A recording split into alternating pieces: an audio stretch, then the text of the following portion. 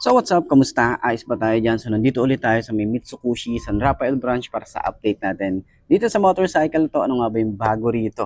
Ito yung Euromotor Falcon 180. So alamin natin yung presyo ngayong 2026, bagong taon. At alamin natin yung specification, ano nga ba ang meron dito. Tara, tingnan natin kung sulit pa rin nga ba. So samahan nyo ako, walk around na natin. Ayos na ayos yan.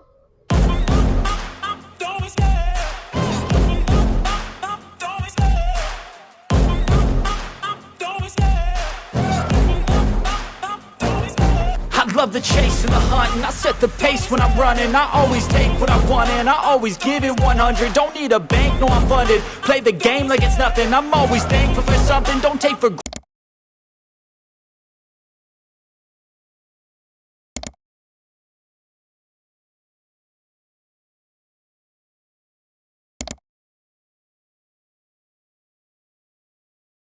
So yun ang mga best no, sa lahat ng mga nagtatanong magkano nga ba ang ganitong motorcycle. Ito ay nagkakahalaga ng 129,900 kapag kinuha nyo ng cash.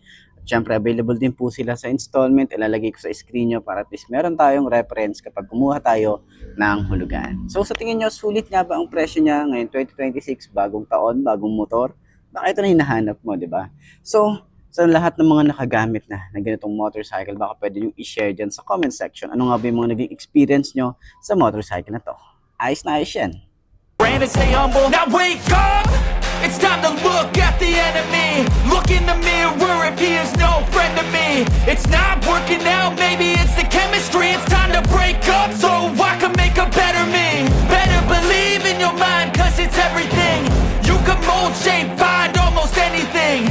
All it takes is some time and some clarity to find your identity. It's mind over everything.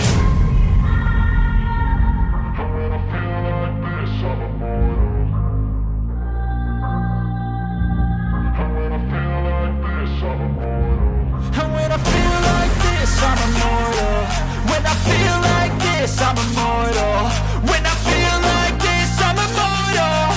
When I feel like this, I'm immortal. Don't be scared. Just level up.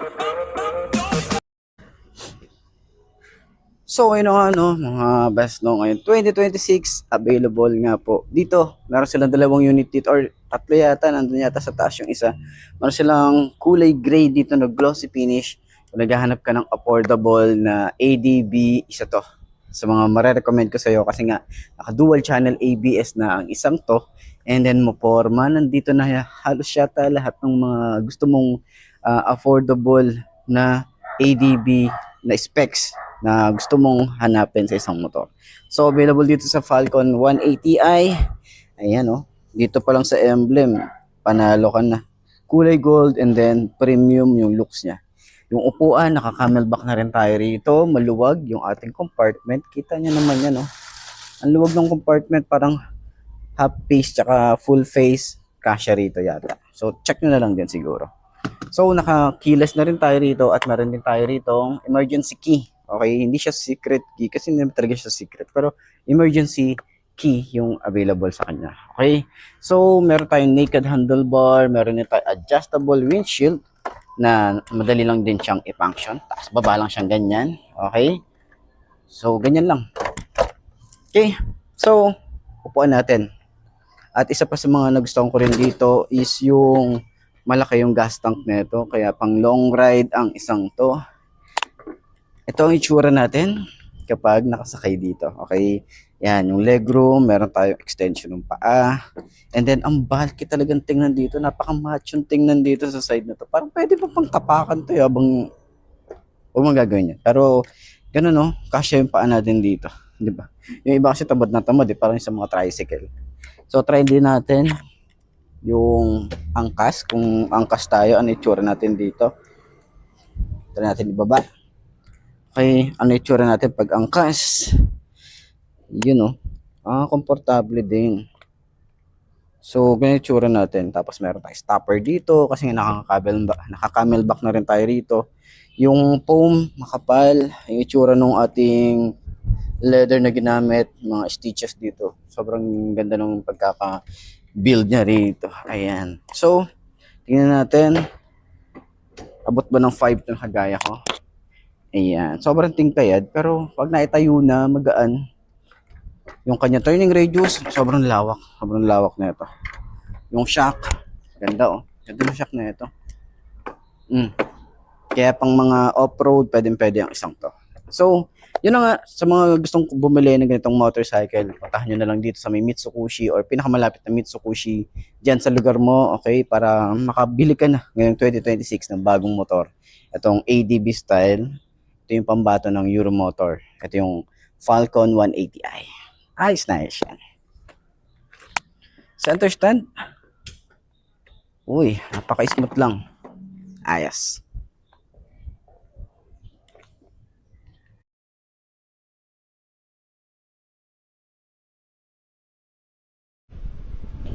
So yun nga, ito yung ating Euromotor Falcon 180i. Okay, so sa lahat ng mga gustong bumili ng ganitong motorcycle, pwede nyo akong kontakin sa aking Facebook page na iMarkMoto 2.0, and then sa ating YouTube channel.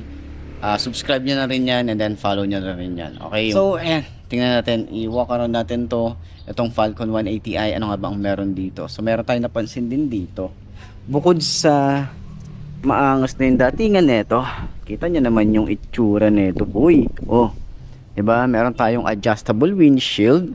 Okay, madali lang yung function nya. Hilain nyo lang to, tapos taas baba lang yan. Nandito naman yung ating signal light na LED rin yan. Meron tayong visor na black yung kulay nya, and then may Euromotor din dito. So tatanggalin nyo na lang yan, okay, kung kailangan. Daytime running light, ito yung ating headlight, and then maangas talaga. Meron tayong parang tuka dito, and then parang carbon fiber finish, and then combination ng glossy and matte finish itong Falcon 180i. So ito, meron sa harap natin na kulay gray, at kagandahan, naka dual channel ABS na rin tayo rito. Okay, so yung fender maganda rin, may ABS tayo rito. Ayan, anti-lock braking system, naka telescopic fork, meron tayong single disc brake, naka dual pad caliper, kulay gold yung ating mugs, at yung size dito ay 110 80 by 14. Ayan, tubeless na rin ang isang to. Cordial yung kanyang brand. Ayan, so extension ng ating paa, okay, meron din tayo dyan. So may padding pa yan, so kinakabit lang nila kapag kailangan ng i-pull out. Ayan, may mga design tayo rito na maganda yung itsura talaga.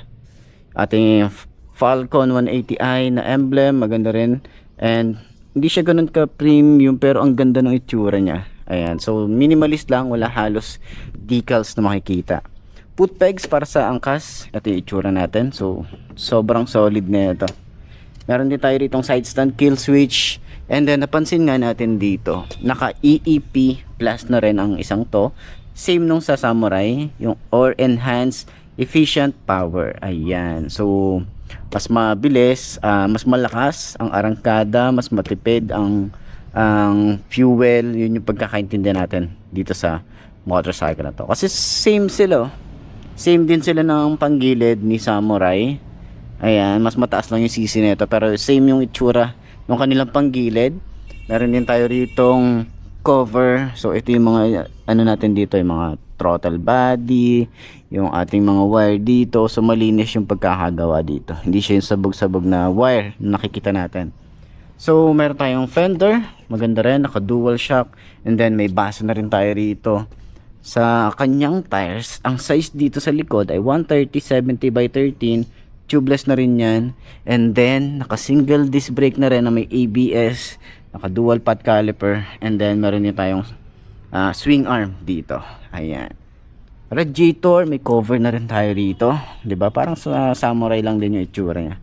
And yung ating tambucho, yan, pataas naman yung ano niya, yung design niya, para at least sa mga baha pwede nyo ilusong pa rin.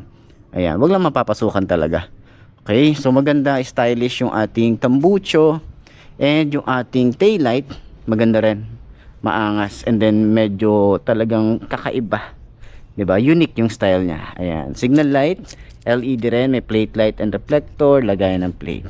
Ayan, isa sa mga nagustuhan ko rin dito, yung ating upuan na naka camelback na rin tayo rito. Ganda, may mga stitches na rin tayo rito. Meron tayong Euromotor na naka-engrave stitches niya, ang ganda, pati rito carbon fiber finish yung datingan dito. Gas tank natin dito malaki, Okay? Tapos ito naman may side pocket tayo rito na USB charging port. Ayan. Type A yata to. Ayan.